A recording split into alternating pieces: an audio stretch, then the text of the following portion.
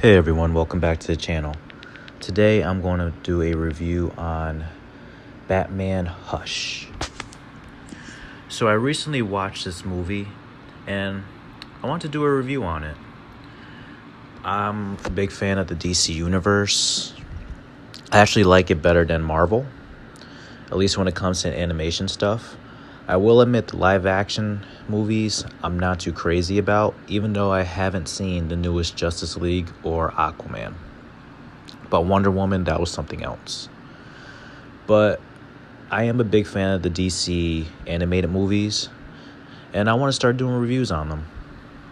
But before I begin, show some love by hitting that subscribe button and that like button as well. So Batman Hush, it deals with a villain that... Oh, and also before I begin, this is not a spoiler-free video. So if you don't want to be spoiled, you should click off the video now. So Batman Hush deals with a criminal that knows Batman's identity and tries to essentially destroy him personally before actually eliminating him physically. And that's always interesting to watch. A criminal trying to beat you down psychologically and then before trying to actually kill them. That's an interesting way of storytelling. So the movie, the movie begins with Bruce Wayne at some kind of party for his business. And this is where he meets Catwoman, Selina Kyle. And he decides to have a conversation with her, pretty much saying that she's been out of the criminal game for a while. I believe he said 16 months. And then there's a scene where, it might be actually before this part, before or after, where Nightwing is engaging in combat with some bad guys. And that fight scene was kind of dope. And that was a good introduction to Nightwing in this movie. But they talk a little bit. He gets a call that, he being Batman, gets a call that Bane has kidnapped a child. So he goes out to pretty much save the child. Catwoman gets a call of her own saying, "Here, kitty, kitty." That was interesting as well. So he goes to try to save the child. And the fight scene before he actually fights Bane was pretty dope as well.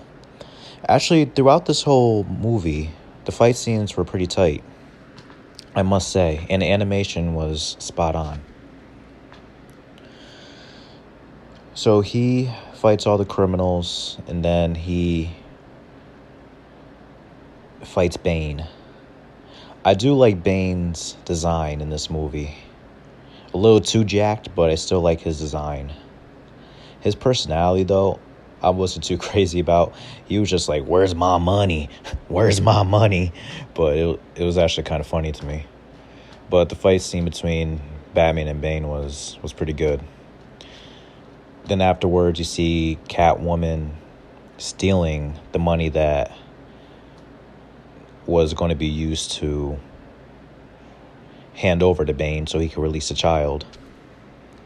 Actually, there was a part in between where someone from the League of Assassins, I think her name was Lady Shiva or something like that, was explaining to Batman that I believe a Lazarus pit has been stolen. So I thought in the beginning of that scene that it was going to somehow take place later in the movie. But so much happened in the movie, I actually forgot about it till around the end. So Batman, Bruce Wayne chases Selina Kyle, Catwoman, on a rooftop. And this is where Hush gets introduced to the movie. I must say I really like how they introduced him. How he shot Batman's hook. And then he fell and hit the ground. That was unexpected. He tried to grab something to stop his fall and just bam. Just laid out flat on the ground. That was actually a little disturbing to watch once he hit that ground. Like I felt that hit. And then Selina tried to try to help him because some guys were just trying to unmask him. And then we get Batgirl. I wasn't expecting to see her. She got a little shine in the movie. And then she attacked Catwoman thinking that she was trying to hurt him or something like that. But it was just a quick fight. And then Batgirl takes Bruce to the Batcave, saying that he's really injured. Alfred did what he could, but he couldn't do anything about his head. So they come up with a plan to take him to the hospital by coming up with a cover story of Bruce Wayne, the billionaire playboy, gets into a car crash, which is an elaborate plan. Batgirl said something like, "So you guys already had this plan?" And that was it, a Batgirl. I wanted to see more of her, but unfortunately we didn't.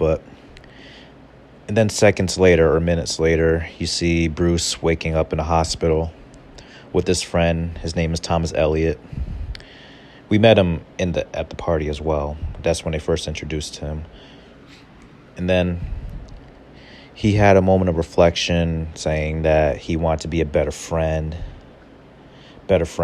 to Thomas, which was kind of shocking because through these DC movies, you don't really see a whole lot of Bruce's humanity.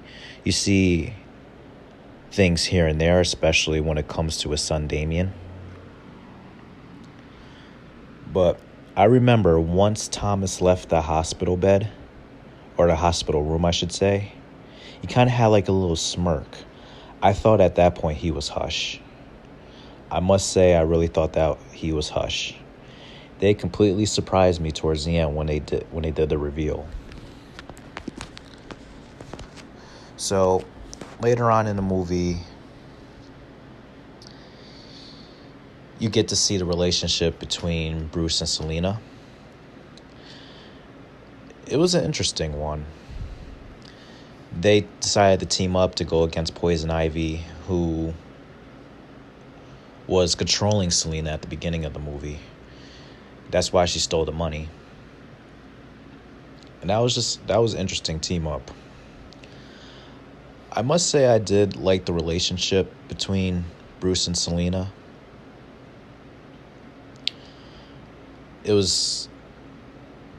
I'm getting ahead of myself. I want to talk about the Poison Ivy part first. When they decided to go up against Poison Ivy,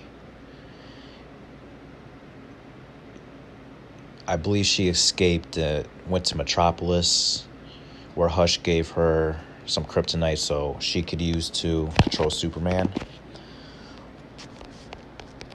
I knew Superman was going to be in this movie based on the trailer, but I like how they brought him into it. They had a lot of characters in this movie, and yet they were still able to make it a Batman movie. They didn't even though they had so many characters, including Superman, it didn't feel like all those characters overpowered the movie. So I believe that was really good writing on their part. But Poison Ivy used some kind of lipstick to control Superman. She tells him to kill Batman, to kill Selina. And at one point, he tried to resist because, as you guys already know, Superman doesn't kill, at least in this version. And that was interesting. I liked how Batman was like he brought him down to some kind of sword where if he used to see vision, it could blow up. He hesitated, and then he hesitated again when Catwoman had Lois laying on the rooftop. And then she actually threw her off the roof, and that's where he snapped out of it. And that was pretty much the end of Superman in the movie. But before all that, I liked how they introduced Bruce Wayne and Clark Kent. The way that they met each other at the Daily Planet, it reminded me of the 90s cartoon where they had when Bruce Wayne first met Clark Kent. There was a lot of tension in that room, even though at this point in the series, not in the 90s cartoon, but in the movie, they already were the Justice League. They are already teammates, but there was still tension. Like, even though that they're allies, they still somewhat don't like each other. Like, I like that little bit of tension. But later on in the movie, later on in the movie, Hush was starting to become more and more involved. He kidnapped Joker to get Harley Quinn to try to kill Bruce. And it was just an elaborate plan. When he found out that his friend Thomas had died, this was probably the most shocking part of the movie to me. When he thought Joker did it and he started beating the crap out of him, like he was beating the holy hell out of him. I really thought he was going to kill him. Like, when he beat him down and started choking him. The thing is, in these movies, they're very adult. That's one reason why I love these DC movies. Like, I wouldn't be surprised if they threw that kind of a curveball. You just don't know. So the whole time that he was choking him and Jim Gordon had a gun to his back, if this was in the 90s cartoon, he wouldn't be choking him, but he probably would be pummeling him, beating him up. And then I'll be like, he's not going to kill him. But when he was choking the life out of him, I was just like, I remember I was gripping my fist like, yo, is he really going to kill him? Like, and I was just watching this to myself, just thinking this to myself. But he ended up letting him go. But that was a very intense moment. You just felt his pain. And the writers and animators did a really good job at showcasing that. But to get back to Catwoman, I forgot to mention this. I was not really too crazy about her costume design for some reason. Like, I just didn't really like those glasses. And I don't know. I feel like I've seen better costume designs for Catwoman. But I don't know. Let me know in the comment section below how you felt about her costume design. Actually, let me know in the comment section below how you felt about everyone's costume designs or their appearances. I did like how they introduced Clayface. I did like his design. Joker, I liked his design, but I wasn't too crazy about the voice acting for some reason. It matched, but at the same time, it didn't really fit for me for some reason. But I still liked it overall. So when they revealed Hush, I was not expecting him to be the Riddler. I was completely shocked. That was a really good reveal, even though I was also disappointed at the same time. The reason was because I felt like they could have picked a better villain or did something better. Like, it just didn't match to me for him to be the Riddler. I did like their backstory, how he had some kind of brain tumor and he was the one that paid people off to get a Lazarus pit to take a dip in it to cure himself, and then he got the super intelligence, super strength. Like, they told that story very, very well, and I give them credit for that. But I just didn't like him being Hush. I don't know. It just didn't fit. And I didn't read the original comics, but I kind of skimmed where they got this adaptation from after I watched the movie, and Hush was not the Riddler.